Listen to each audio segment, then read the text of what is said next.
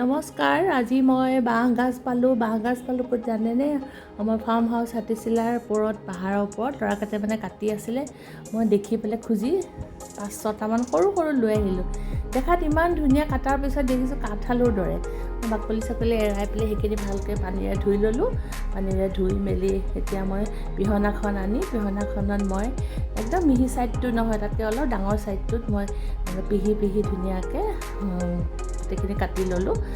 লৈ পেলাই এখন থালত নমাই মই হালধি সানি দিলোঁ। হালধি দি পেলাই অলপ লৰাই ল'লোঁ। লৰাই তাতে মই অলপ পকা জলকীয়া আছিলে, পকা জলকীয়াখিনি কাটি এনেকৈ মই ৰ'দত 1 ঘণ্টামান ৰ'দাব দিলোঁ। আৰু 1 ঘণ্টাৰ সময়ত মই কি কৰিলোঁ, এখন থালত আপোনাৰ গোটা হালধীয়া সৰিয়হ, পাঁচফোৰণ, ধনিয়া, গোটা ধনিয়া, গোটা চব গুটি এইখিনি ভাজি লৈ মই মিক্সিত দৰদৰীয়াকৈ গুড়া কৰি ল'লোঁ।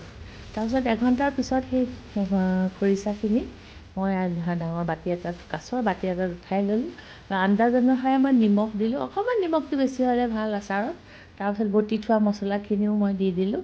দি এইদৰে সানি তাৰপিছত মই একদম খাটি সৰিয়হৰ তেল মানে সেইটো গৰম কৰিব। প্ৰথমতে মই ভোট জলকীয়া দিলোঁ। ভোট জলকীয়া আপোনাৰ মই আচাৰ বনাইছিলোঁ, অলপতে ব্লগ এটা দিছিলোঁৱে মই। তাৰপিছত এই খাটি সৰিয়হৰ তেল মই আন্দাজ অনুসাৰে দিলোঁ। আচলতে খৰিচা আচাৰত বেছি তেল নালাগে, অকণমান ডুব যোৱাকৈ দিলেই হ'ল। সেইখিনি মিক্সিত মই ধুনীয়াকৈ হেতাৰে সানি আচাৰ বনি গ'ল।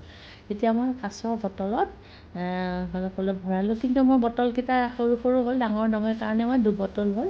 এইদৰে আপোনালোকে পঁইতা ভাতৰ লগত খাব, এনেও ভাতৰ লগত খাব পাৰে।